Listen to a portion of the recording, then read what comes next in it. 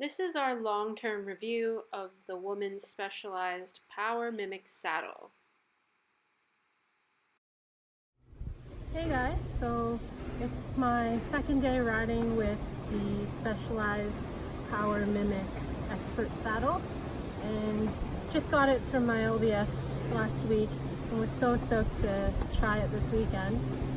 It's only my second ride, but I'm so loving it. I was getting some sit bone pain with my old Specialized Myth seat, so I got my sit bones measured and I realized that saddle was a little bit too narrow. It was 155, so this one's 168, so I'd highly recommend going to get your sit bones measured.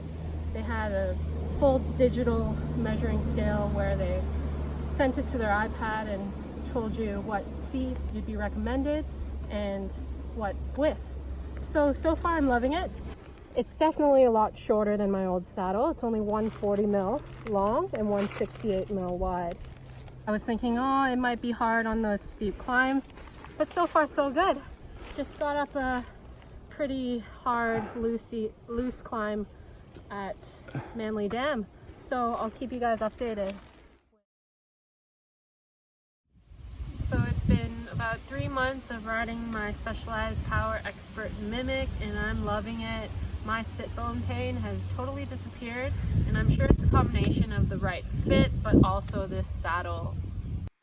Remember when setting up the saddle to check how much shorter it is compared to your old one, and take that into account when you're setting it up. Some say that because it's shorter, there's less room to move forwards for the climbs, but even with the shorter saddle length, I didn't find a significant difference in ascending. The Mimic's got this cushy bit that's meant to mimic the soft tissue that's between your pelvis and the saddle and molds your body. And I particularly love that I don't even think about my saddle anymore, even during the long ride days, and doesn't really affect my climbing at all.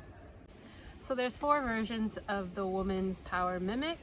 There's the Comp, which is chromo rails.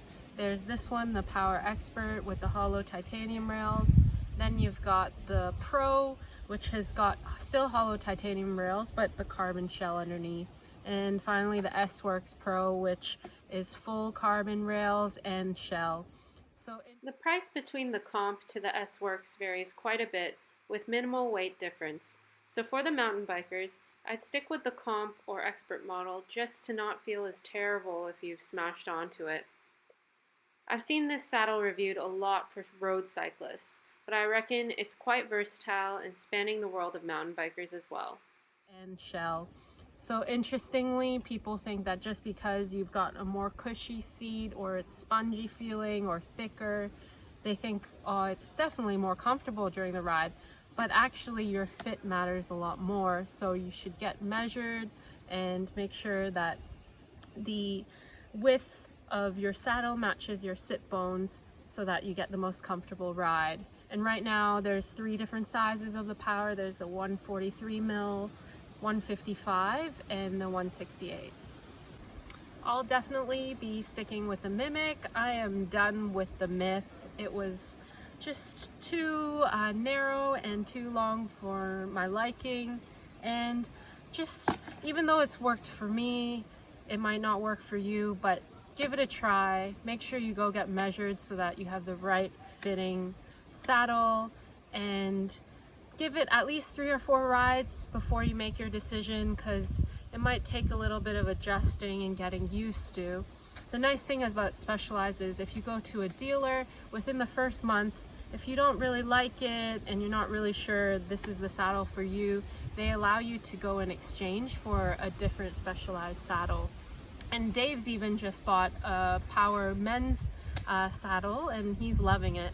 So hope this review helped with you guys today, and if you have any questions, just comment below.